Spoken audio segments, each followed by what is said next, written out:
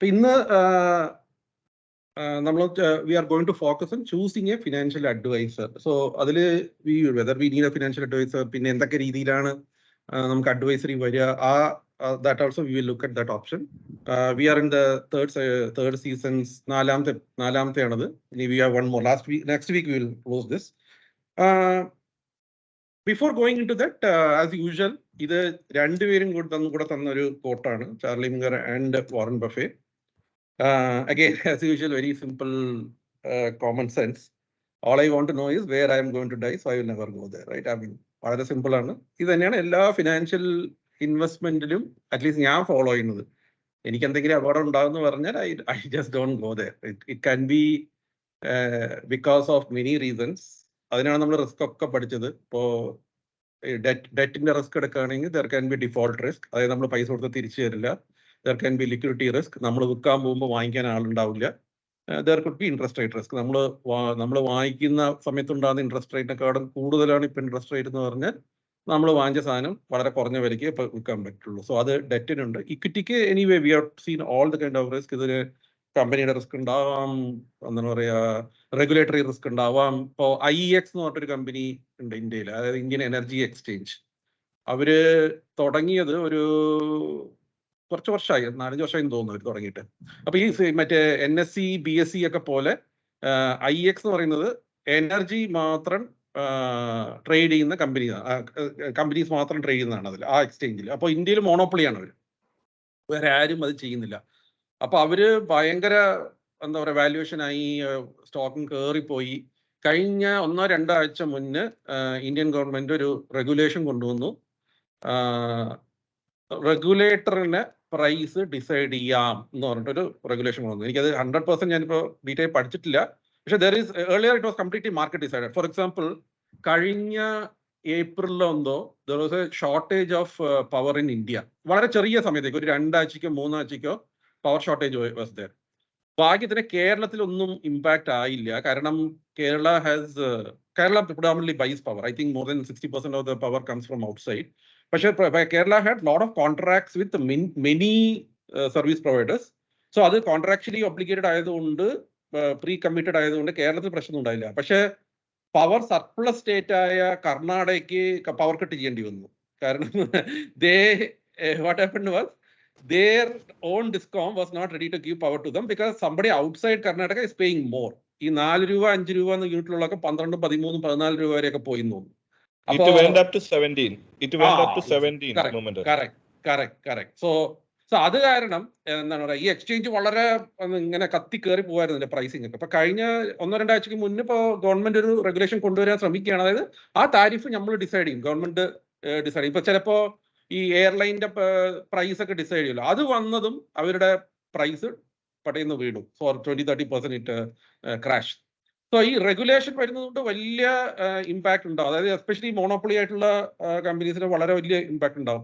Even റിലയൻസിന് പോലും government windfall tax കൊണ്ടുവന്നപ്പോൾ എനിക്ക് ഓർമ്മയുണ്ട്, 6-7 മാസം മുന്നേ, മേ ബി 8-9 മാസം മുന്നാണ് തോന്നുന്നു, ആദ്യം അവർ കൊണ്ടുവന്നപ്പോൾ ഒറ്റ ദിവസം 5% അടിച്ചു റിലയൻസ്. ഇന്ത്യയിലെ ഏറ്റവും വലിയ സ്റ്റോക്കാണ്.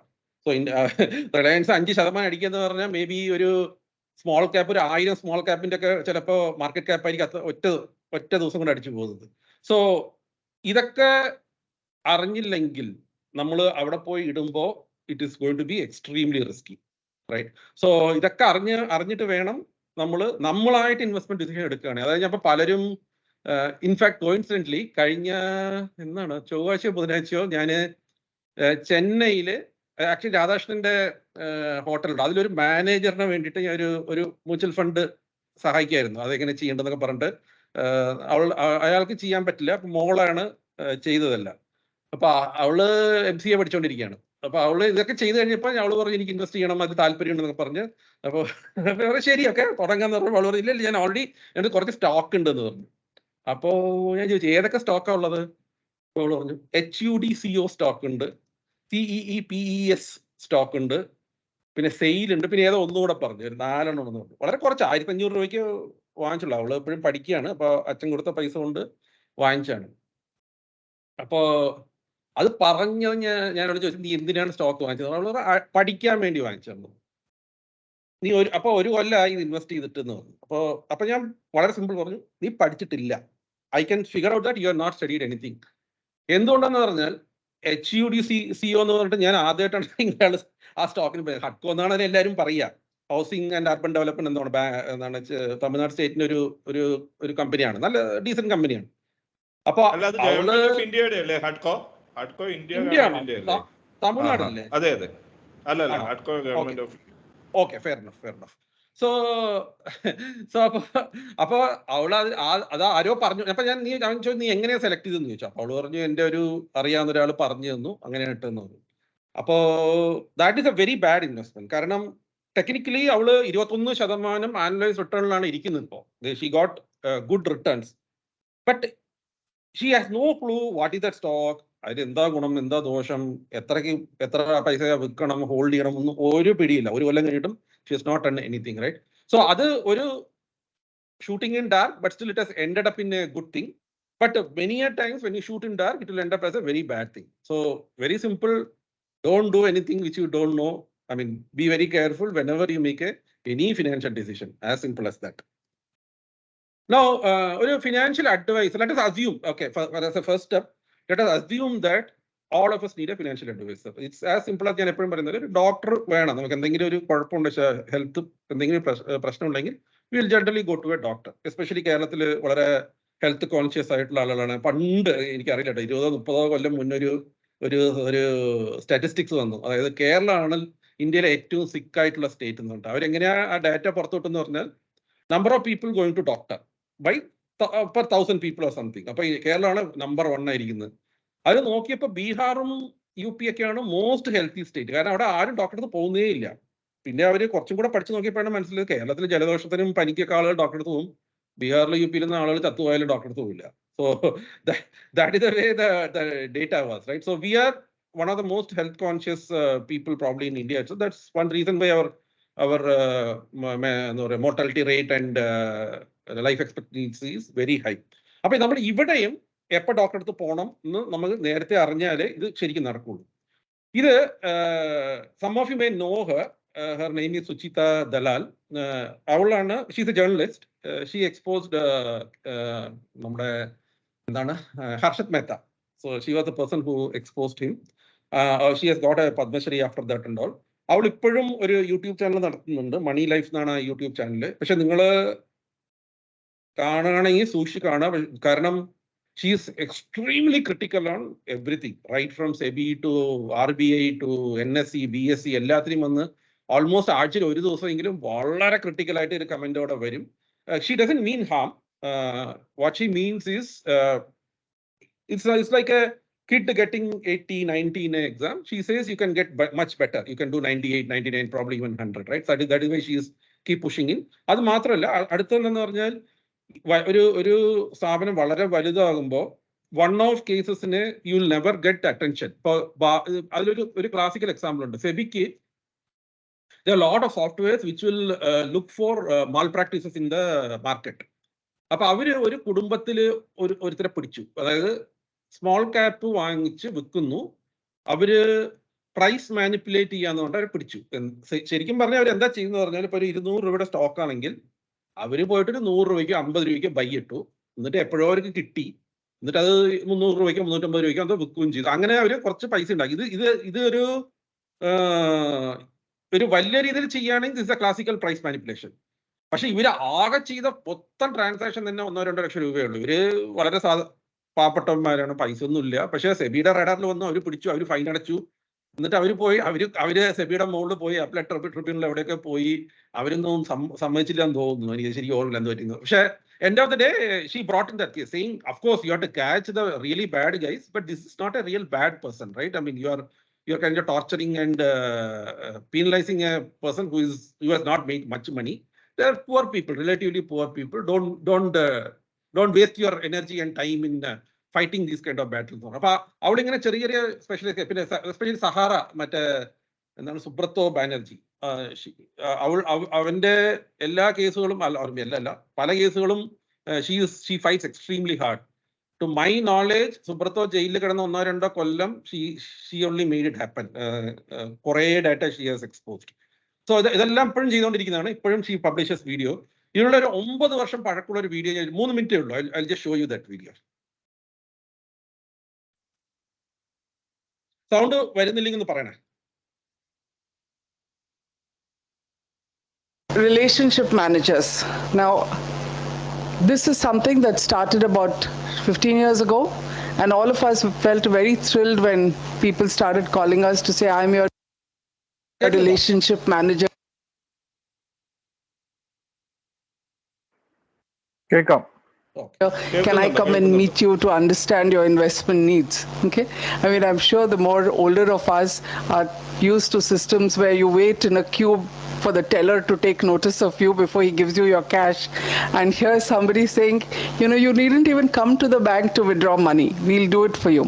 So we were really thrilled until it's taken 10 years to realize that relationship managers work to a terrifically stringent target. Okay, and as far as you are concerned, they only look at you as this entity that is going to give them commissions to meet their targets. I think they're mentally conditioned because, you know, you meet them outside their job function, they're really nice human beings, but when they're coming and meeting you and turning on the charm as relationship managers, you are just a faceless entity from whom they're going to look at how much of other services they can sell to you and how much of their commissions are going to go up. So don't hold it against them. It's part of their job. They will win your confidence. They see women as soft targets. We say, come home, we make a cup of tea, give it to them, and they're finding out ways in which to take out your money. Okay? They push you into buying all kinds of things. I don't know whether you experience this. It happens to me all the time. I go to open a fixed deposit. If I take the trouble to go to the bank, I mean, I'm 100% it happens because I'm a woman. They just assume that I'm born without a brain. Okay? So I'm sitting there and they will, you know, they're looking into your computer, they're all coming behind, and they look at the fact that you have a lot of savings, and they start telling you, why are you putting it in an FD? So I've gone to renew my FD, or I've gone to open an FD, and they'll all, and their face is like, they're so confident, and they're looking at you as though you're some kind of cretin who doesn't know anything about money. And they say, but why this? So when I say, listen, I don't want advice, I've come to open an FD, do that, they'll say, at least put it in the housing finance company, you'll get 1% more. So I say, okay, explain to me, why are you paying me 1% more when I'm putting money in your bank? For there must be some risk attached, right? And they'll start vanishing. And I don't know whether you know this story, but the Securities and Exchange Board of India turned really stringent. They waged a war on these unit-linked insurance plans because apparently one of the executive director's wives went to a bank and she went to open an FD, and they convinced her that she should get a unit-linked insurance. And they said that you're going to get your 8% or 9% on this max, and you'll get 15, 20. They say whatever comes to their mind. Okay, they say you'll get a guaranteed return. And she did that, and she came back, and her husband was livid. He said, but you went to open an FD. And he said, I think this is the limit. So when it happens to them, that's when you have changes, and people, you know, start looking at mis-selling of financial products. When organizations like ours are doing it day in and day out, believe me, it takes a long time for any of the regulators to act. So this is, I think we are touched upon this long back. More than, this guy is a ticket collector from retired. Sorry about that. So more than maybe 8 or 9 out of 10 people you meet in financial world are these kind of people, right? And I'll bring the next one also, because these are not relationship managers or advisors. These are really sales people put in a different, they have a different title, that's all, right? And you know, salespeople, their only target is to sell, fill up their numbers or achieve their number. That's the only thing they are supposed to do. And the next one will, the next video will show you how what you call silly it will look like. One person handling more than 600 or 700 or 650 customers. So imagine, even in one quarter, that person has to spend some time with you. So 60 working days in a quarter, 60 working days, 650 customers. So in a day, what, 10 customers they have to handle. That literally means even if you are working 10 hours, in a day you have to spend what, 1 hour with an individual. Where is time for you as an advisor to study about the individual? Because personal finance is supposed to be personal. Every individual needs a personal attention. So where is the time to study about an individual? Where is the time to figure out the what you call future plans, goals, all this thing? There is absolutely nothing. So just they can just come and sell. That's all they can do. So if you can, I mean, typically when I talk to my customers and all, I would have spent at least say somewhere between 15 hours to sometimes even 30 hours with one customer before the first financial transaction takes place. Right? It will be multiple meetings. There will be 1.5 hour, 2 hour meetings. It will happen multiple times. Very rarely we make a decision in less than 10 hours. Very rarely. If you are making a decision in less than 10 hours of discussion, honestly, either that person is good in understanding the finance, or that person kind of gives up and says, I don't understand anything. You do whatever you want. I'm okay with it. So that's extreme cases where one person says, "Okay, I'm kind of blind. You do on my behalf. I don't have any time, or I don't have any aptitude to learn anything." Or the other extreme is he or she understands things reasonably well. Now let us look at the second part. This is where the details comes in. Welcome to subramani.com. I hope you're an IFA friend. And I realized the limitations of a relationship manager. So one girl had come and she was a relationship manager working in one of the biggest private sector banks. And the bank has about 16, 17,000 relationship managers. She was one among them. She was very bright. She was a student of CFA. She had cleared 2 groups. I'm telling you all this because you need to understand that she understood her subject.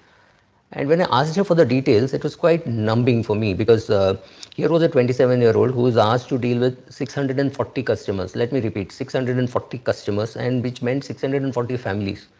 Now, fairly obvious that each family has its peculiar needs. Somebody wants to travel, somebody wants security, somebody is a 74-year-old wanting a pension, somebody is a 37-year-old wanting to buy a pension plan, right? With all this, can you really juggle 640 families? You're talking of the requirement of 2,000 people, at least maybe 3,000 people, right? So coming to think of it, she knew what all to ask, what all were the variables to ask.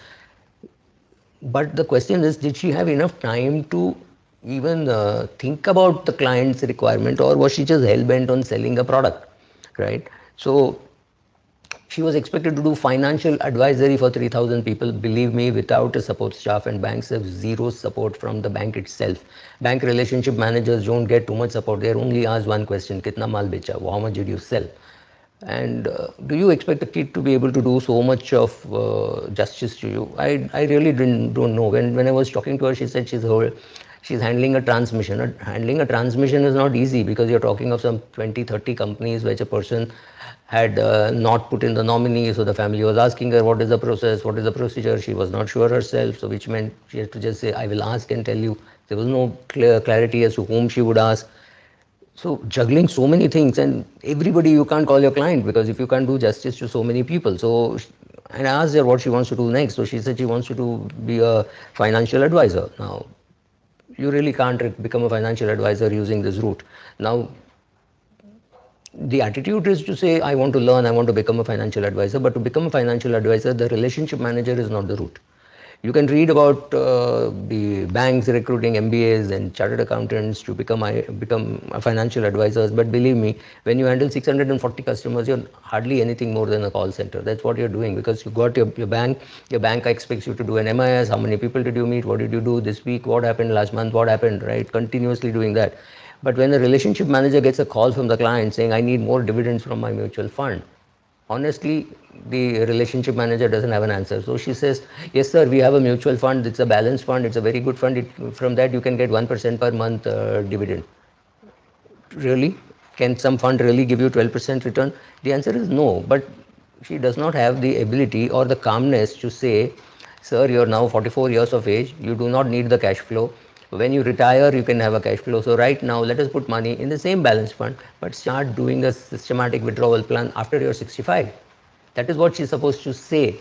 But she ends up saying something else because she's got a target which says you have to sell so much. The client says he wants a dividend. Then you don't even feel bad that you sold a dividend plan from a fund which is actually underperforming. Maybe it's giving 7-8% kind of return. So when you're giving 8% return, how are you going to pay 12% dividend? A part of the dividend comes from the capital. This is the worst case scenario, that the dividend comes from your capital and on that you pay tax, because there is a 10% automatic tax on which there is no, you don't get a tax deduction certificate. So your own money is coming back to you, but you're paying a tax on that. How worse can this get, right? So this is just one example, but it is almost impossible for a relationship manager to become your financial advisor. Your financial advisor should be able to look at you in the eye and say, you don't need this product. Why do you need this product at all? Why do you need term insurance for yourself? Both your daughters are about to start earning. Your wife has got an independent income. You don't need term insurance also.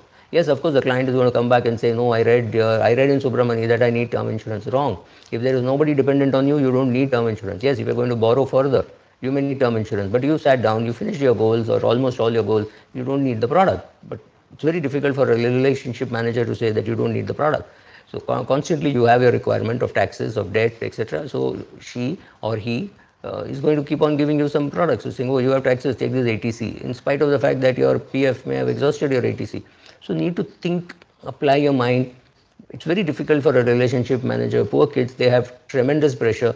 But you have to understand your interest and say, okay, I need a financial advisor, somebody who will understand my requirements, somebody who is my age, who will give a pushback when I say something, will say, no, this is not possible. Don't talk through your hat. You can't get 24% return. Reduce the size of your goal. A financial advisor is supposed to tell you all that, not just try to find you a product which will give you 24% or 18% or 36%. That's not their job. Their job is to push back and say this is possible, this is not possible, or to say at this rate of SIP that you're doing after 7 years, you will not be able to afford the bigger car, you will be able to afford the smaller car. That is the job of a financial advisor. That is something which the relationship manager cannot do. An advisor explains the full plan, full picture, and knows that it has to be executed in whole, not just portions of it. Whereas a relationship manager will say, sir, aaj ye le lo. For them, they have a target, so they'll say, sir, you got everything, but please to open a recurring deposit with me. Doesn't really help. Somebody with a 65 lakh money lying in the savings bank account, opening a 1,000 rupee RD just because the relationship manager has a target. But still, an RD is definitely less damaging than some other mistakes like buying a ULIP, right? So the relationship manager does connect, but the pressure to sell is far greater than the connect. For example, when you borrow money, the relationship manager will automatically give you a term plan, but they may give you a single premium term plan which may not suit you. What you should have is a term plan with a quarterly payment, ideally, because you can throw away the policy whenever you want. So suppose you have taken a 4 crore loan and after 4 years you find that you have repaid the loan. You do not need that extra 4 crore of term insurance that you took. But if you take it from a bank, there's a very good chance that they will give you a term insurance with return of premium or a single premium term plan covering a period of 10 years or 15 years. It may not have made sense because once the term loan is over and you throw out the policy, you have unnecessarily paid extra premium, right? So understand the difference between what an advisor should do and what a relationship manager can do. That is your job, so that you ask the advisor a different set of questions and the relationship manager a completely different set of questions. Thank you. So that's where as I said, there are two major people you generally, actually you would have met mostly the relationship manager kind of people. And I will bring a little bit more on this so that you can very clearly differentiate, right? If you want to technically define the roles of a investment advisor, sorry, this is actually Can I ask a question? Yes. In between in his speech, he was telling about return including the capital and paying tax. Can you explain that? So, sorry, can you return? He is telling the dividend may be 12%, but that is including, that is taking out from your capital, and for that amount also you have to pay the tax. Correct. Okay, so let me take a simple example. So, you know what is dividend, right? Do you know what is a dividend? Classical definition of dividend? Yes, I know what is dividend. No, that's okay. Let us learn that. So, you define what is dividend?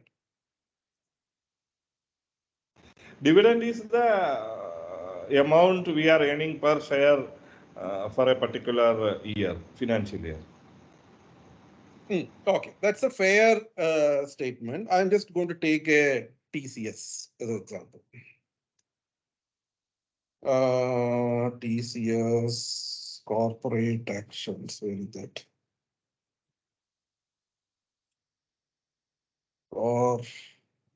Corporate actions. Then, where is it? Financials, like corporate actions. The website has so many advertisements. Balance sheet, cash flow ratio, net profit. Where did dividend go? Dividend. The next dividend. Oh, okay, dividend. More 3.58. Dividend. You can see this, no? Can you see this? So if you own a stock, the stock or the company can potentially pay you a dividend on a regular basis. Can pay you a dividend. Generally, if you look at a high growth company, when I say high growth company, look at HDFC Bank, HDFC, Bajaj Finance, ICICI Bank, they hardly pay 1% of the price of the stock as dividend. Around 1%. Chalappo 0.7 avam, chalappo 1.5 avam, but roughly you'll get as 1%.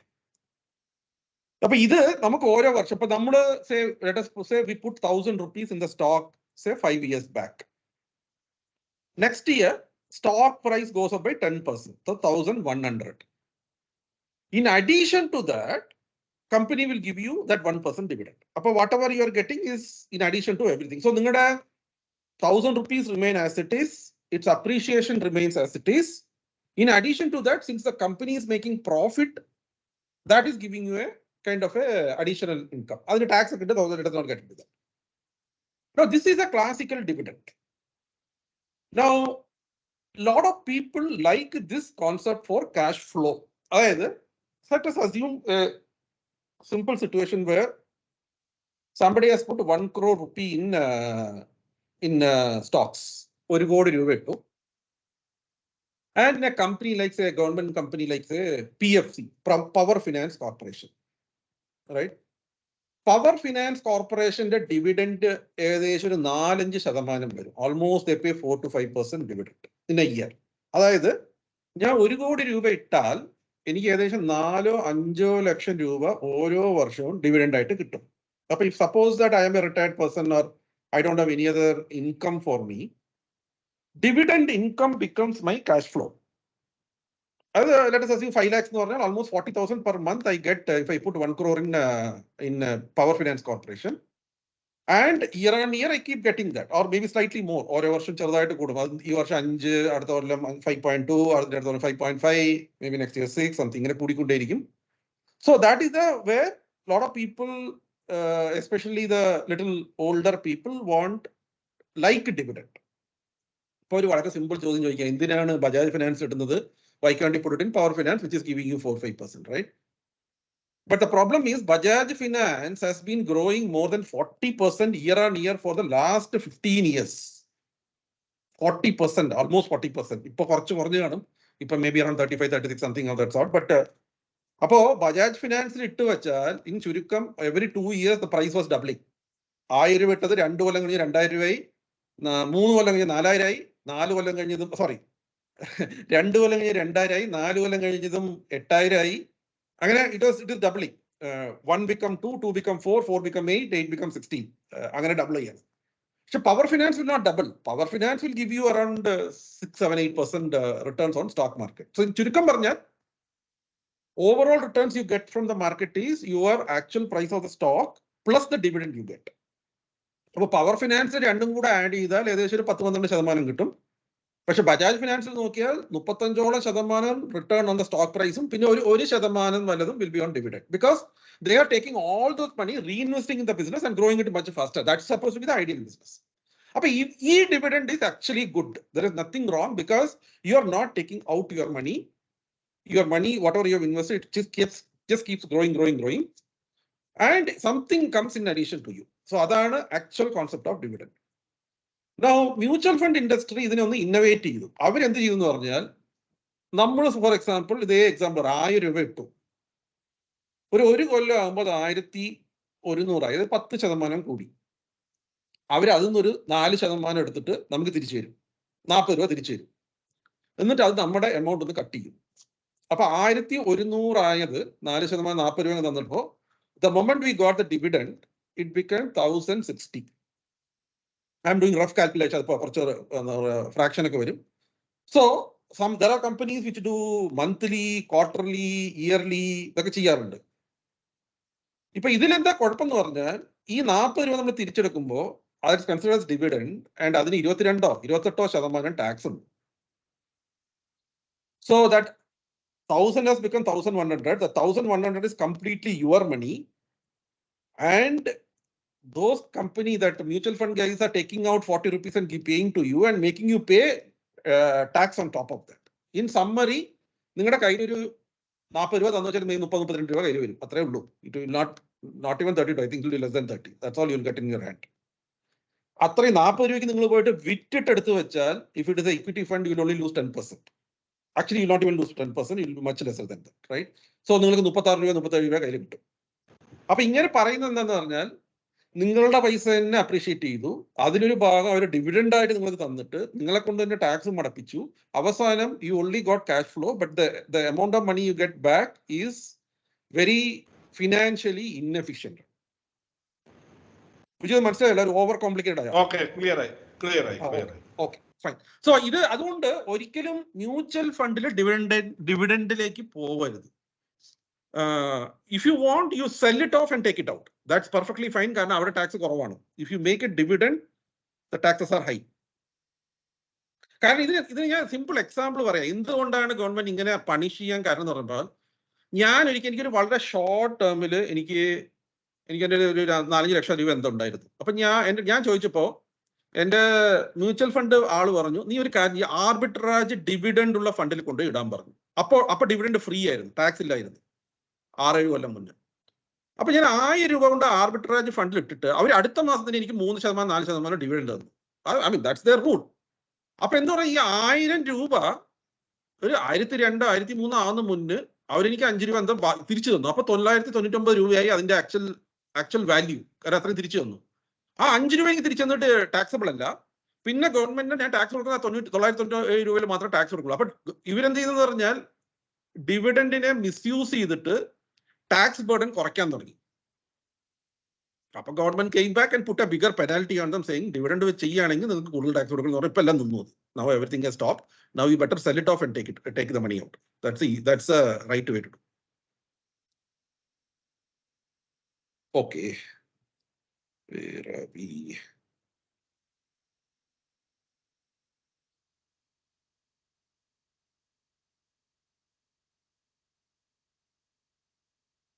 Okay, so ഇപ്പോൾ നമ്മൾ സംസാരിച്ചത് ഈ രണ്ട് two set of people. As I said, more than 80 or 90% of the people you will meet are brokers. Actually, they are brokers.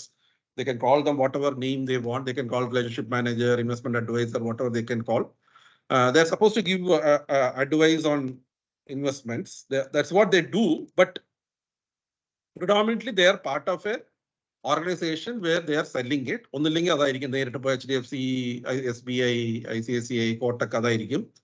അല്ലെങ്കിൽ ഒരു mutual fund distributor ആയിരിക്കും. Then they will take away more than 1% of your charges as their charges.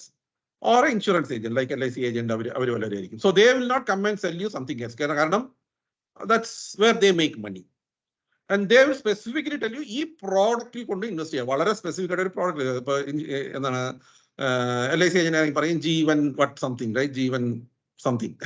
So they will say specifically this is the product you can invest on. They can definitely tell you what the pros and cons of the product, but it will be camouflaged in such a way that cons നിങ്ങൾക്ക് മനസ്സിലാവില്ല. For example, വളരെ recent ആയിട്ട് എനിക്ക് ഒരു endowment പോളിസിയുടെ ഒരു proposal എന്റെ ഫ്രണ്ടിന് തന്നു. They created a scenario of 4 and 8%. That is scenario മാത്രമാണ്. They are never committing that you will get 8%. But the way it is told is, look at this 8%. ഇതിന്റെ കൂടുതൽ നിങ്ങൾക്ക് ബോണസും കിട്ടും. അപ്പോ people think they will get 9, 10, 11%. I mean 8% itself will not happen. 6% ആയ തന്നെ വലിയ കാര്യമാണ്. So they will put it in such a way that probably they don't lie, but it is not illegal, but it is kind of unethical, right? Our asset allocation if you are heavily invested on debt or in equity or whatever it is, they don't care. They just want to sell the product, what they have in their hand. Mostly, as I said, mostly attached to a mutual fund company, a fund house, they may be something like a Geojit, say Ask, somebody like that, who is actually a intermediary for these guys. But Geojit or fund Kotak, but regular fund service charge. So incentive. That is how they survive. Now, a financial advisor end-to-end. They should know all investment advice. They should do retirement planning. They should be able to tell you tax planning. I was talking to one of my friends, and അവന് ഒരു 5 ലക്ഷം രൂപ അല്ല 4 ലക്ഷം രൂപ ഉണ്ട്. മോള് MBBS 4th year ആണ്. ചെറിയ മോള് 16 വയസ്സായി. അപ്പോൾ പുള്ളി പറഞ്ഞു എനിക്കിത് ഇൻവെസ്റ്റ് ചെയ്യണം, എന്ത് ചെയ്യണം എന്ന് ചോദിച്ചു. അപ്പോൾ എൻ്റെ typically first question is, when do you want that money back? So he said, I have 4 years. I can manage 4 years. അപ്പോൾ പുള്ളി പിന്നെയും ചോദിച്ചു എവിടെ ഇടണം എവിടെ ഇടണം. അപ്പോൾ ഞാൻ പറഞ്ഞു വളരെ സിമ്പിൾ ആയിട്ട് ഇത് എന്തിനാണ് ചെയ്യുന്നത്. Okay, he said either it may be for my elder daughter's marriage or for my younger daughter's higher education. ഇത് രണ്ടിൽ ഏതെങ്കിലും ഒന്നായിരിക്കും. അപ്പോൾ ഞാൻ വളരെ സിമ്പിൾ ആയിട്ട് പറഞ്ഞു അങ്ങനെയാണെങ്കിൽ why do you want to put it in your name? We put it in their name, right? Simple reason is elder daughter still has 2 years of studies. She will go to higher studies. So the next 4 years she is not going to earn. So if you want to take this money after 4 years and it is in her name, say she earned say for 4 കൊല്ലം കൊണ്ട് ഒരു 10% so for 1.6 lakhs she earned as interest or whatever income or interest or appreciation, capital appreciation. Our taxable bracket varilla. So all those 1.6 lakhs you can take it by yourself. There is zero tax you have to pay. Same with your younger child also. By in another 2 years she will become major, and when she is 20, when you take that money out, you don't have to pay any tax because she doesn't have any other income, right? So you don't have to worry about that at all. But if you put it in your own name, you minimum have to pay around 10-11% of tax because you are capital gain. One minute.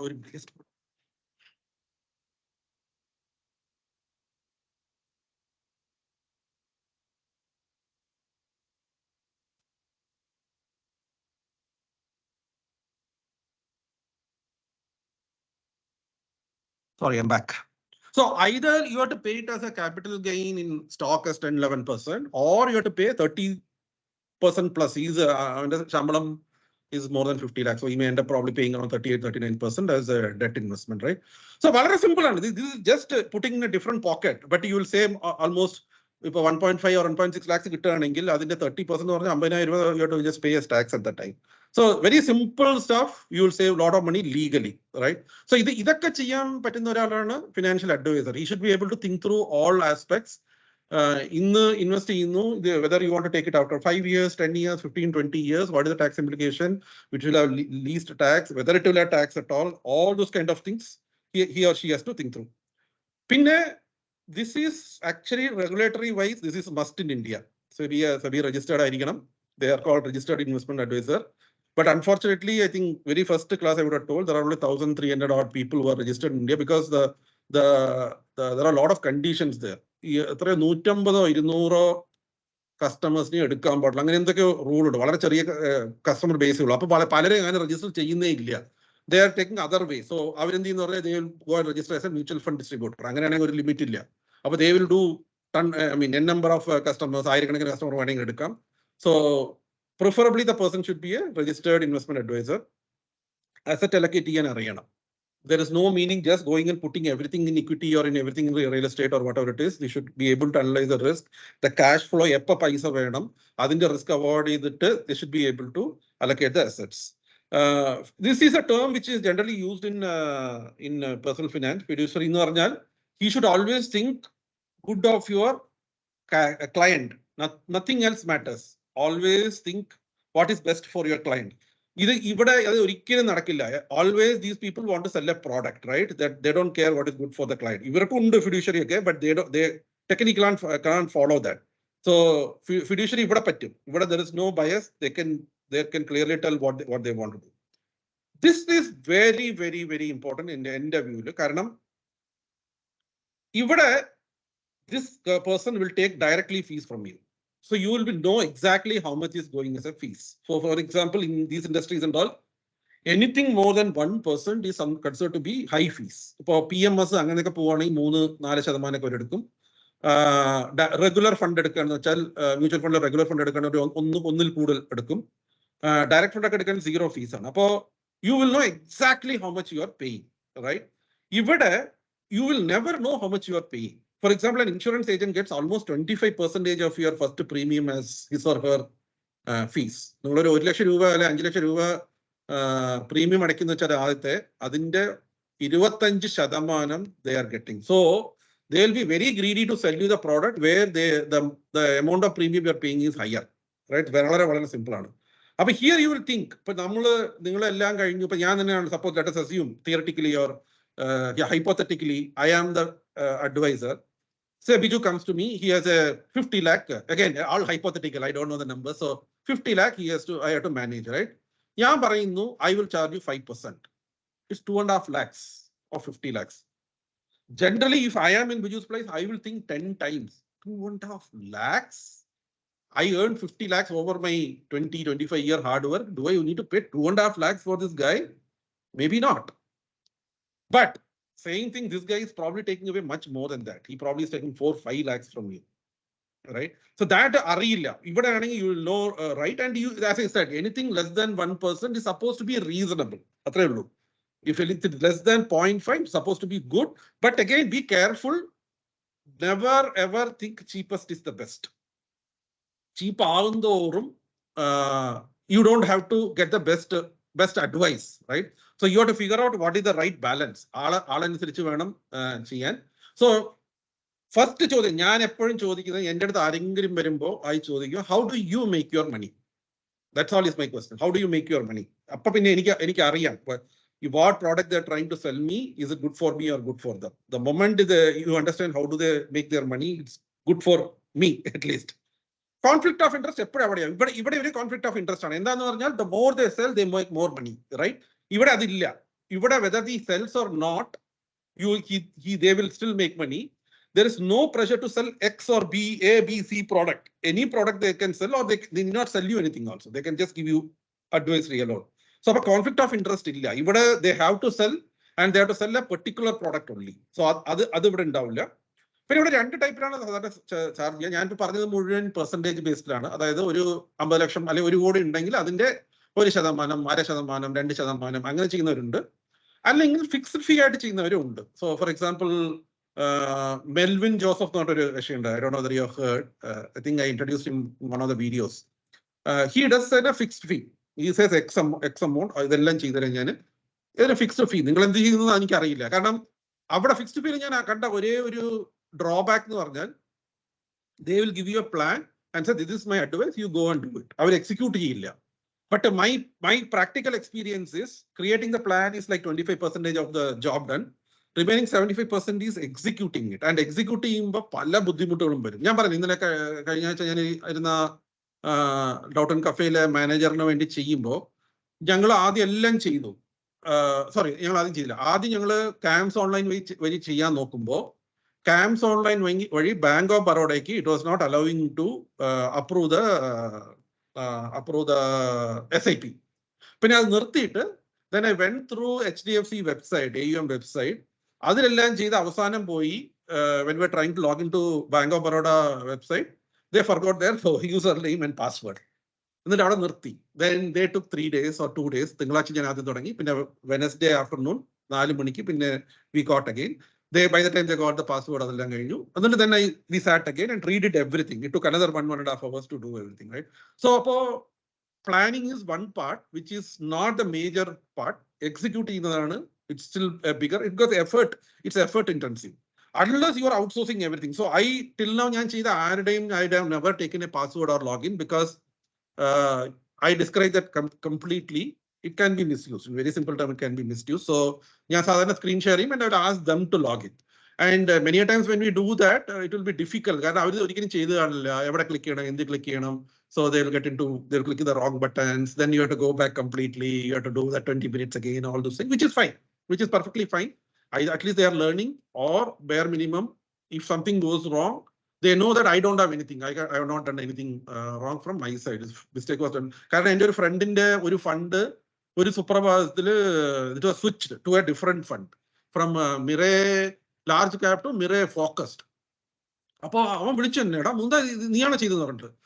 ഞാൻ പറഞ്ഞു ഞാനല്ലോ, എനിക്ക് ഒന്നാമത് I don't have the password. Then how did you then ഞങ്ങൾ കുറെ ഇരുന്ന് ഇങ്ങനെ forensic ചെയ്തപ്പോഴാണ് അവൻ പറഞ്ഞത് അവന്റെ പഴയ അഡ്വൈസ് ചെയ്തിരുന്നവൻ ഇവൻ എന്താണ് അവന്റെ ഫോണില് camps he had logged in one day when most of them went. That guy is still that login. And he went one day 11 o'clock in the night, he just moved some 2 lakh rupees to other fund. He can't take it out, but he has moved it to some other fund. Now, രണ്ട് പ്രശ്നം. ഒന്ന്, ഇതിന്റെ capital gain tax കൊടുക്കണം. രണ്ടാമത് ആ പുതിയ fund ഈ ഫണ്ടിനേക്കാളും നല്ല ഫണ്ടൊന്നും അല്ല. It's almost same fund. Large cap എന്ന് ഫോക്കസ് ആയി ഓൾമോസ്റ്റ് സെയിം ആണ്. 80-90% സെയിം സ്റ്റോക്ക് ആണ്. So end of the day it's just churning, right? You are paying additional tax and you are paying for what you call getting to advice. So financial advisory എന്ന് പറയുന്നത് you have to be very, very careful. You have to do all these homework. ഇത് വേറെ ആരും ചെയ്യാൻ പറ്റില്ല. You yourself have to do. Simple ആണ്. It is not complicated, but you have to do this, right? Now, ചില കോഷൻസ്. എന്തുകൊണ്ട് നമ്മളൊരു product വാങ്ങിക്കണം? End of the day we all end up buying some products. Whether it is a mutual fund, ഒരു fund വാങ്ങിക്കാൻ it's a product. If you are doing FD, it's a product. If you are getting into gold, sovereign gold bond, it is a product. If you are buying REIT, real estate, and it's a product. So why should I buy a product? അതായിരിക്കും നിങ്ങളുടെ ചോദ്യം. ആരെങ്കിലും ഒരാൾ വെക്കാൻ വരികയാണെങ്കിൽ you should ask simple question, why should I buy this, right? ഞാൻ പറയുന്നത് വളരെ സിമ്പിൾ ആണ്. 3 ലെവലിൽ നോക്കുക. എനിക്ക് I am not that good in financial literacy. I am very, very basic or below basic itself. എനിക്ക് 2 ഫണ്ട് മതിയാവും. ഒരു ഇൻഡെക്സ് ഫണ്ട് എടുക്കുക, റിസ്ക് റീസണബിളി കുറവാണ്. ഇക്വിറ്റി ആണെങ്കിലും റീസണബിളി കുറവാണ്. പിന്നെ ഒരു ഇക്വിറ്റി സേവിംഗ്സ് ഫണ്ട് എടുക്കുക. അതിൽ ചെറുതായിട്ട് ഇക്വിറ്റി ഉണ്ട്, 10-20%. പക്ഷെ മിക്കവാറും ഡെറ്റും ആർബിട്രേജ് ഒക്കെയാണ്. അപ്പൊ അതിന്റെ ടാക്സേഷൻ മച്ച് ബെറ്റർ ആണ്, റൈറ്റ്? ഇത് രണ്ടും ചെയ്താൽ മതി. കണ്ണുടച്ച് നമുക്ക് ചെയ്യാം. You can do it blindly. You will probably get around 8% on a conservative way to a 10% on a best case scenario. And whatever you sell, you will not pay more than 10% or 10 or 11% as tax when you really sell, right? So ഇത് കണ്ണോട് ചെയ്യാവുന്നേ ഉള്ളൂ. Maybe we can shortlist ഒരു 3-4 index fund short ചെയ്ത് വയ്ക്കാം. ഒരു 3-4 equity savings fund short list ചെയ്യുക. എല്ലാം വലിയ fund ഹൗസിൽ പോവുക. HDFC, ICICI, SBI, കോട്ടക്, ഏതെങ്കിലും 4 പോയിട്ട് 4 ഓരോ ഫണ്ട് സെലക്ട് ചെയ്യുക. അത്രയേ ഉള്ളൂ. വളരെ സിമ്പിൾ ആണ്. വാല്യൂ റിസർച്ചിൽ പോയി ഇൻഡെക്സ് ഫണ്ട് എന്നിട്ട് സോർട്ട് ചെയ്താൽ കിട്ടും. അതിൽ കണ്ണു അടച്ച് ചെയ്യാം. There is nothing wrong. But only thing is SIP ആയിട്ട് ചെയ്യുക, പതുക്കെ ചെയ്യുക. കുറച്ചൊക്കെ if I know a little bit more than very basic, you can look at an index fund around 30%. ഒരു ബാലൻസ് അഡ്വാൻറ്റേജ് ഫണ്ട്, അതായത് ഏകദേശം 50-50% ഇക്വിറ്റിയും ഡെറ്റ് ഉള്ള ഒരു ഫണ്ട് ഒരു 30% എടുക്കുക. പിന്നെ ഒരു ഇക്വിറ്റി സേവിംഗ് സെയിം തന്നെ ഒരു 40% എടുക്കുക. അപ്പോൾ ഓവറോൾ ഇക്വിറ്റി എക്സ്പോഷർ ഏകദേശം 50-55% വരും. ലോങ് ടേം ഇതിനേക്കാളും കുറച്ചുകൂടെ കൂടുതൽ കിട്ടും. 8-10 വരുന്ന ഒരു 10-12, maybe conservatively you can say 10%. That's what you will get. കുറച്ചും കൂടെ കൂടുതലാണെങ്കിൽ you go higher into the equity component. ഇതേപോലെ ഇൻഡെക്സ് ഫണ്ട് ചെയ്യുക. If then you can do some mid and small cap if you are comfortable with that. Increase your overall equity to 50-60, equity saving ഒരു 30-40. പിന്നെ gold വേണമെങ്കിൽ ഒരു 10% അല്ലെങ്കിൽ എല്ലാം കൂടെ ഇത് തന്നെ ചെയ്യാം. This may give you more than 12%, right? It's not going to be 15% and all. So minimum ഇവിടെ 8 കിട്ടും. Maybe here you will get 12%, but definitely equity ആയതുകൊണ്ട് you have to wait for at least 4-5 years for this to stabilize. ചിലപ്പോൾ ഇതിൽ കൂടുതൽ കിട്ടും. ചിലപ്പോൾ ഇതാ കഴിഞ്ഞ ഞാൻ ആ ഫ്രണ്ടിന് തന്നെ ഞാൻ 25 ഫണ്ട് ഇപ്പോൾ 3 ഫണ്ടാക്കി. അവൻ്റെ ഇപ്പോൾ ഓവറോൾ റിട്ടേൺ 15% എന്താണ്. But that is hardly 4-5 months return. It can give you very high return on a short term, or it can give you very low return on a short term. But at least 4-5 years കൊടുത്തു വെച്ചാൽ it is stabilized in this range generally, right? Now ഇത്രേ ആവശ്യമുള്ളൂ സത്യം പറഞ്ഞാൽ. You don't have to complicate life too much. അപ്പൊ ആരെങ്കിലും വെക്കാൻ വന്നാൽ simple question should be, I can pick one of this. Why do I need another product? right? എന്തിനാണ് എനിക്ക് വേറൊരു product? Unless they have a very clear answer saying that it will give you A, B, C, D benefit compared to this model, don't even go into it. And I am reasonably sure, based on my experience, hardly anything can give you better returns than this with a lesser risk. ഇതിൽ കുറെ risk എടുത്തിട്ട് വേണമെങ്കിൽ കിട്ടുമായിരിക്കും. There are people who will make money. I am 100% sure there are people who will make money in the double digits and all, but that will be very, very, very, very, very, very few.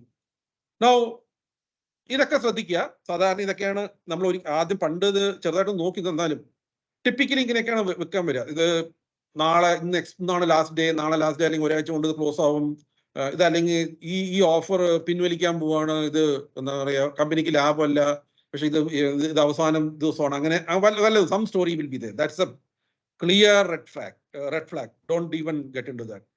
Any guaranteed return, ഇപ്പൊ ഇൻഷുറൻസുകാരും F ഡിയും അവര് guaranteed തരാം, പക്ഷെ അവര് 8-9 കൂടുതലൊന്നും തരുന്നത് വളരെ വളരെ വളരെ വളരെ ബുദ്ധിമുട്ടായിരിക്കും. ഇൻഷുറൻസ് ഒക്കെ 6% തരാൻ പറ്റുള്ളൂ. So anybody other than saying guaranteed return, just walk away from that. ആരെങ്കിലും ഫ്രീ ആയിട്ട് ഇത് ഞാൻ നിനക്ക് ഫ്രീ ആയിട്ട് ചെയ്തു തരാമെന്ന് പറഞ്ഞാൽ just walk away, because there is a conflict of interest. അയാൾക്ക് വേറെ എവിടെന്നെങ്കിലും പൈസ വരുന്നുണ്ട്. Either is a agent, is a broker, something, so is getting something from somewhere. So free service ആണെങ്കിൽ be very very cautious. Finally ഇതെല്ലാം അല്ല, ഞങ്ങള് എന്താ പറയാ മാനേജ് ഫോർ ലോങ് ടേം എന്ന് പറഞ്ഞാൽ they will use this technique of churning your portfolio. ഒന്നൊന്ന് വിറ്റിട്ട് മറ്റൊന്ന് വാങ്ങിക്കും. അതുകൊണ്ട് അവർക്ക് എൻട്രി എക്സിറ്റ് ആ പൈസ കിട്ടും. But end of the day, you will end up paying for all those transaction charges and taxes if it is applicable, right? So ഇത്രയാണ് ഇന്നത്തെ സെഷൻ. ഇത് കഴിഞ്ഞിട്ട്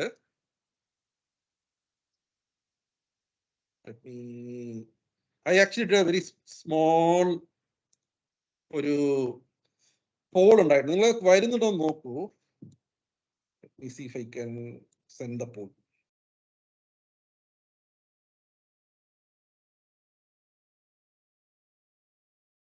Are you getting a question? Yes. Answer you. Why is Nifty 50 or Sensex? Okay, what is Nifty 50 Sensex long-term return? 25 years. 10%, 12%, 14%, 16%.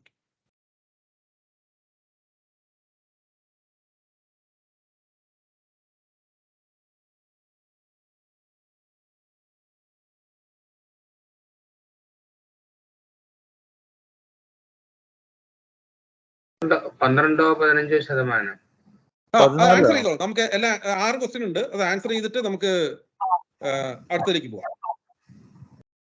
കാരണം ഇത് എന്തുകൊണ്ടാണ് ചെയ്യുന്നത് ഞാൻ പിന്നീട് പറയാം. ഇത് കഴിഞ്ഞ് ഞാൻ പറയാം why I am asking this question. Next question, what is long term inflation? 25 വർഷം ഇന്ത്യയിലെ inflation. What is India's long term inflation? 3%, 5%, 7%, 9%. 7%. 7 ആണോ? പറയാം. കഴിയട്ടെ, എല്ലാം കഴിയട്ടെ, എന്നിട്ട് വരാം. തിരിച്ചു വരാം. 5 ആയിരിക്കും തോന്നുന്നു. അല്ല, ഇത് ലോങ് ടേം ആ ചോദിക്കുന്നത്. ഒരു മാസത്തെ അല്ല, ലോങ് ടേം ഒരു average. Interest rate of India government 10-year bond, അതായത് ഇന്ത്യ ഗവൺമെന്റ് FDI എടുത്തോ, 10-year ബോണ്ട് വാങ്ങിച്ചാൽ അതിന് ഇൻട്രസ്റ്റ് റേറ്റ് എത്രയായിരിക്കും? 15%, 12%, 9%, 7%.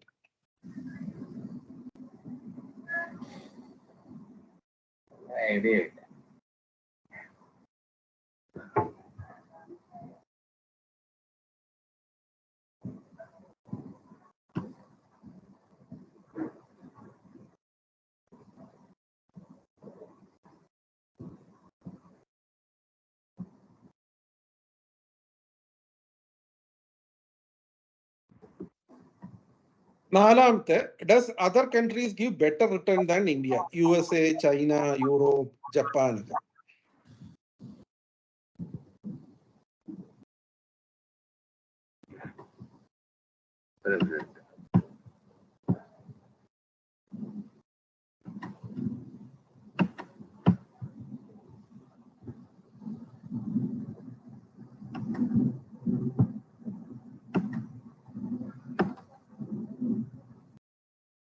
അഞ്ചാമത്തെ, ഇപ്പൊ നമ്മുടെ central government is making lot of noise saying 5 trillion economy എന്നൊക്കെ പറഞ്ഞിട്ട് India is approximately 3.5 trillion as of now.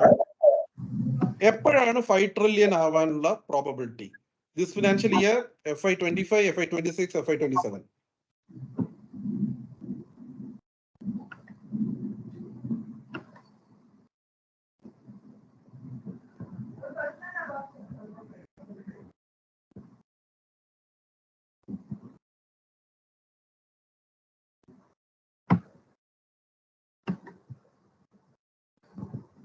Last one, sixth one, should I buy new fund offering from mutual fund? അതായത് അവർ പുതിയൊരു fund offer ചെയ്ത് മാർക്കറ്റിൽ കൊണ്ടുവന്നാൽ they will say it's a new fund offering. Should I buy it or not?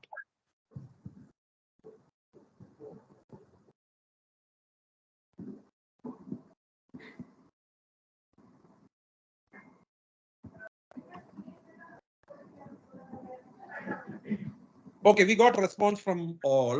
Yeah, screen will share it, right? Then we can see. കാണുന്നുണ്ടോ screen? കാണാം. Okay.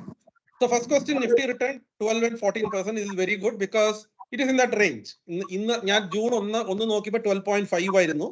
So it will be in that range, 12 to 14 റേഞ്ചിലാണ് സാധാരണ കിടക്കുക. Sometimes it may come down to 10, 11 and all, but generally on a long term, if you look at 12 to 14.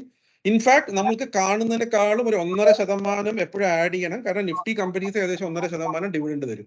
അപ്പോൾ ഇപ്പൊ 12.5% return June 1 കിട്ടിയ കഴിഞ്ഞ 25 കൊല്ലത്തിന് കിടക്കിയാലും അതിനർത്ഥം another 1.5% already we got in hand. So that is a 14% return, right? That's a good answer. Second one, long term rate inflation 7%. That's the right answer. 6 തൊട്ട് 7% long term inflation ഇന്ത്യയില്. In fact ഇത് കുറച്ചൊരു അനോമലിയാണ്. Around 5 years during 2009 to 2013-14 പിന്നെ കഴിഞ്ഞ ഒരു 1.5 വർഷമാണ് inflation കൂടിപ്പോയത്. അത് രണ്ടും എടുത്തു കളഞ്ഞാൽ we would have been comfortably around 5%. അപ്പോ മൈ ഹോപ്പ്, എന്റെ എന്താ പറയാ ഹോപ്പ് എന്ന് പറഞ്ഞാൽ going forward in India is becoming slowly a mature economy and all, the inflation rate will be somewhere in 5% or even below that, which is actually very good. മൂന്നാമത് interest rate of bond. ഇപ്പോ bond 7% 7% ആണ് ഇപ്പോഴത്തെ എന്താണ് പറയാ 10-year ബോണ്ടിന്റെ returns. 9% rare ആണ്. 9% ഉണ്ടായിട്ടുണ്ട്, പക്ഷെ 9% ഇന്ത്യയിൽ റെയർ ആണ്. സാധാരണ ഇപ്പോ വളരെ simple way to look at this is, ഇപ്പൊ നമ്മുടെ FD റേറ്റ് എത്രയുണ്ടോ അതിനേക്കാളും കുറവായിരിക്കും. ഇപ്പൊ FD 7.5 ഒക്കെ ആണെങ്കിൽ അതിനേക്കാളും കുറവായിരിക്കും ഗവൺമെന്റ് ഓഫ് ഇന്ത്യയുടെ റേറ്റ്, കാരണം that is the most safest one. Next one, does other country. ഇത് രണ്ട് ആൻസറും വേണമെങ്കിൽ ശരിയാണെന്ന് പറയാം. അൺലൈക്ലി ആണ്, കാരണം if you look at a lot of slicing 10-year 20-year 30-year slice ഒക്കെ നോക്കിയാൽ most of the time India is in the top 5 countries at least. Most of the time in a dollar terms, ഈ rupee terms അല്ല, dollar term exchange rate ഒക്കെ കണക്കാക്കിയിട്ട് നോക്കുകയാണെങ്കിലും we are in the top 5, especially in the last 20 years എടുക്കുകയാണെങ്കിൽ we are number 1. so അത് continue ചെയ്യാനാണ് probability. കാരണം lot of other countries including Japan, Germany, most of the developed nations other than US is either stagnating or having a negative economic growth. Even China ഇന്ന് ഞാൻ നോക്കിയപ്പോൾ their population has already started going negative, right? So അവർക്ക് ഇനി നമ്മളെക്കാളും fast ആയിട്ട് grow ചെയ്യുക എന്ന് പറഞ്ഞാൽ വളരെ ബുദ്ധിമുട്ടായിരിക്കും. And typically the economy has to grow consistently for the market also to grow. Typically, I mean, it's not one-to-one related, but typically that is how the thing is. So it's very likely that India will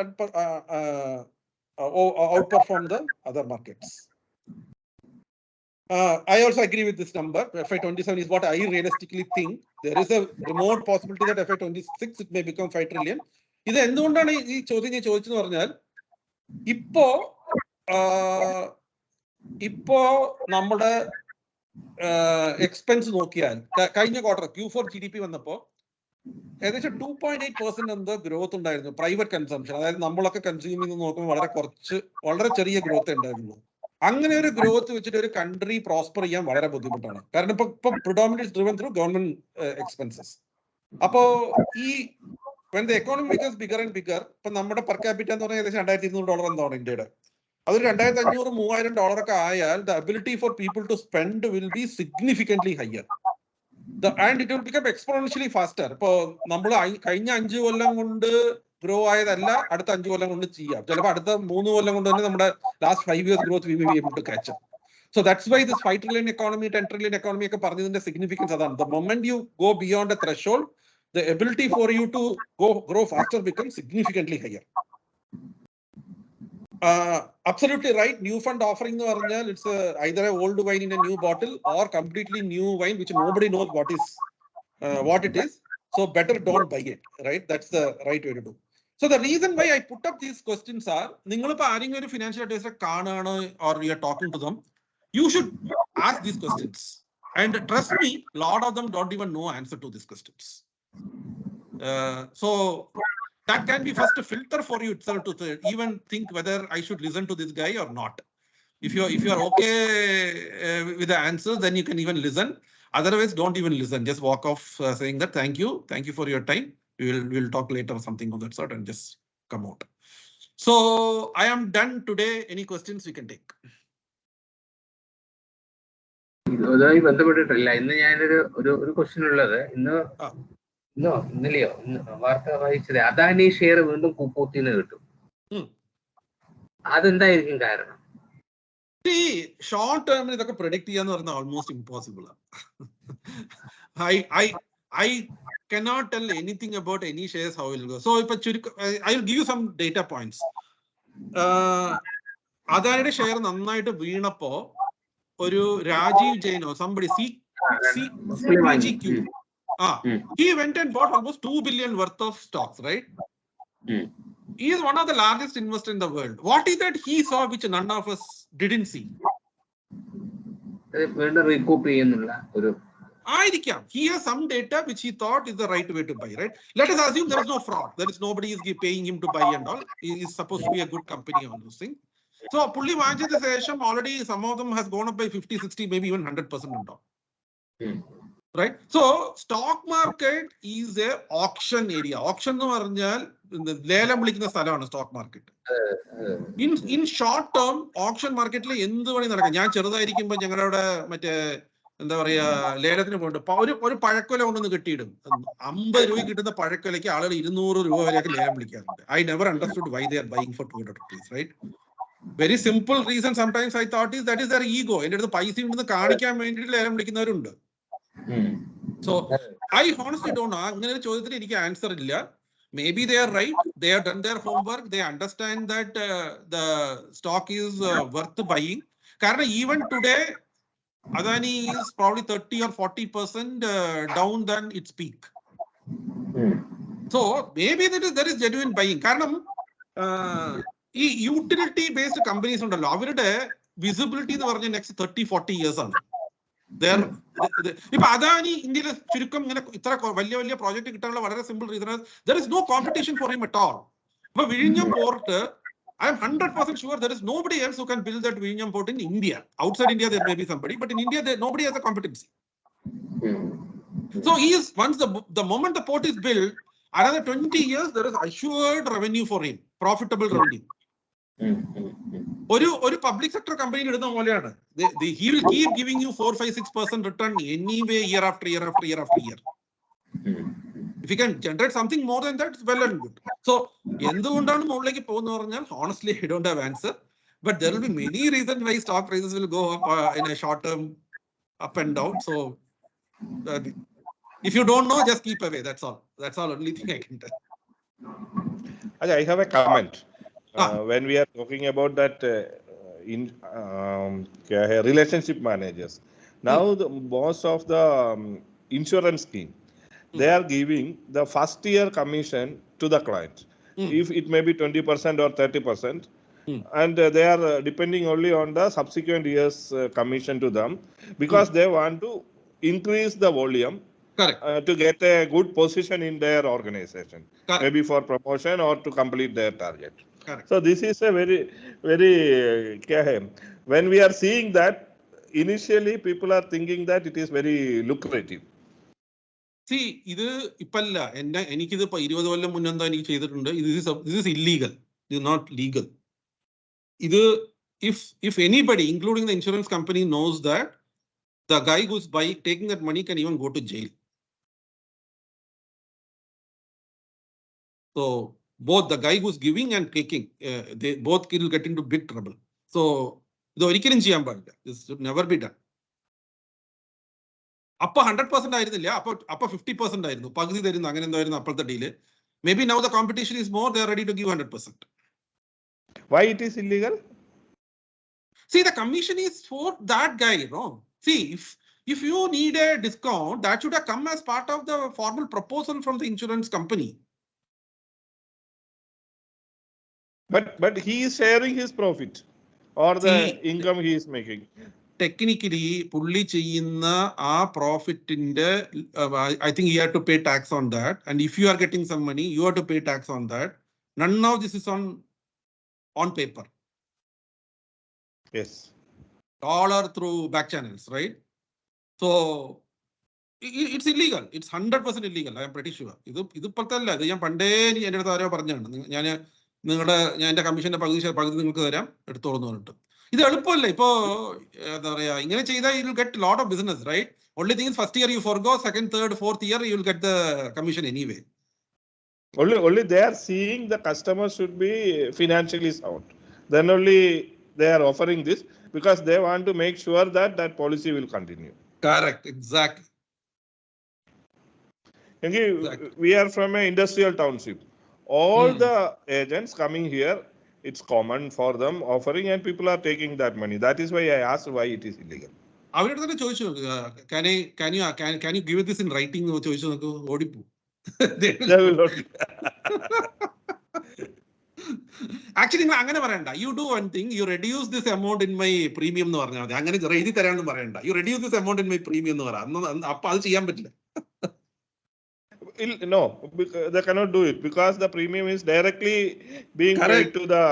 Correct. അതന്നെ ഞാൻ പറഞ്ഞത്. That's what I'm saying. അല്ല നമ്മളിത് legal ആണെന്നൊക്കെ ചോദിച്ചാൽ they will not answer it properly. So you do it in other way. ഈ പൈസ എനിക്ക് എന്റെ പ്രീമിയത്തിൽ കുറച്ച് തരും, അത്രയല്ലേ ഉള്ളൂ. അതല്ലേ എനിക്ക് benefit.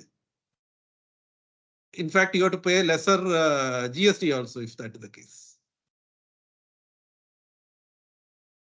I asked this question. What they told me, I didn't opt for that. They told they will transfer that money to my account.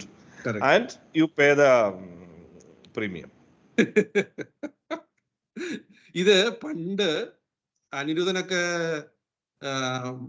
പാർക്കിലുണ്ടാകുമ്പോൾ സംഭവിച്ചത്. അവിടെ ഒരു കമ്പനി, ഒരു വളരെ ഇന്നോവേറ്റീവ് ആയിട്ടൊരു ബിസിനസ് മോഡൽ. ആ കമ്പനിയിൽ പോയിട്ട് മാസം 100 രൂപയോ 150 രൂപയോ മെമ്പർഷിപ്പ് എടുക്കുക. നിങ്ങൾ എപ്പോ അവിടുത്തെ സബർബൻ ഉണ്ടല്ലോ, സബർബനിൽ നിങ്ങൾ എപ്പോൾ പിടിക്കപ്പെട്ടാലും, അതായത് നിങ്ങൾ ടിക്കറ്റ് ഇല്ലാതെ പോയി അല്ലെങ്കിൽ ഫസ്റ്റ് ക്ലാസ്സിൽ കയറി എന്ന് പറഞ്ഞിട്ട് നിങ്ങൾക്കൊരു ഫൈൻ അടച്ചു തന്നാൽ ആ ഫൈന് നിങ്ങൾ കൊണ്ടുപോയിട്ട് ക്ലെയിം ചെയ്യാം. അവര് പൈസ തിരിച്ചു തരും.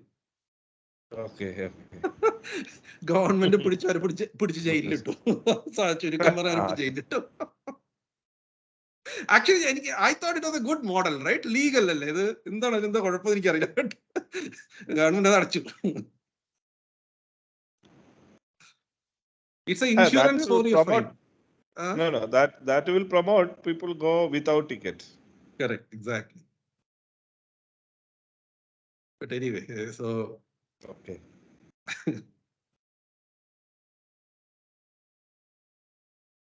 അല്ല ഇത് ശരിക്കും പറഞ്ഞാൽ ഇൻഷുറൻസിലൊക്കെ അവർ വളരെ ചെറിയ എഫേർട്ടിലാണ് they make lot of premium. So ഒരു ഇപ്പോൾ 10%, 20%, ഇപ്പോൾ for example I am agent, എല്ലാ വർഷവും ഞാൻ ഒരു 50 പേരെ പിടിക്കുന്നു.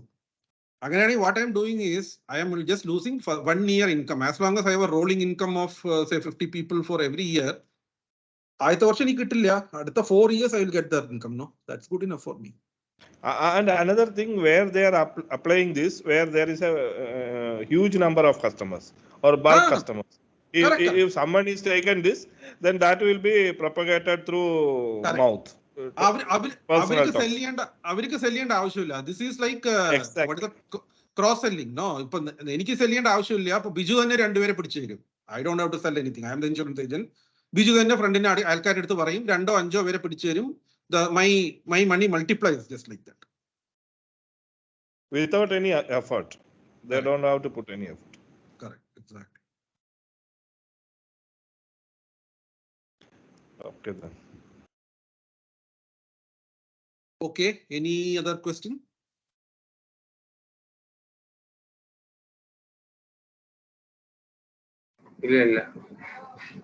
Okay, fine. So next week will be our final one. I am actually trying to get something else. ഏതെങ്കിലും ഒരു ഫേമസ് ആയിട്ടുള്ള ഒരു ഫിനാൻഷ്യൽ ഫീൽഡിലുള്ള ഒരാളെ കൊണ്ട് നമുക്കൊരു 1-2-3 ടോക്ക് കിട്ടുമെന്ന് ഞാൻ trying. I don't know it will work out or not. Maybe after some time, ഒരു മാസം കഴിഞ്ഞിട്ടോ വല്ലതും will do that. And then next step എന്താണെന്ന് കൂടെ ഞാൻ I will put a slide next week to say what can be our next step, how to continue, how to personally utilise this. ഇപ്പൊ എല്ലാം നമ്മൾ പഠിച്ച് ചെയ്തത് മുഴുവൻ തിയറിയാണ് mostly, until we do it. So will do the next step next week. എട്ടാമത്തെ session record ചെയ്തായിരുന്നോ? അയ്യോ, ഞാൻ ചെയ്തില്ല, മടി പിടിച്ചിരുന്നു. ഞാൻ ചെയ്യാം സന്ദീപ്, ഈ ആഴ്ച ചെയ്യാം. സോറി, അത് മാത്രം മിസ്സിംഗ് ഉള്ളൂ, ബാക്കിയെല്ലാം ഞാൻ കണ്ട. ഞാൻ ചെയ്യാം. ഓക്കെ, എന്നാ വിട്ടേക്കട്ടെ.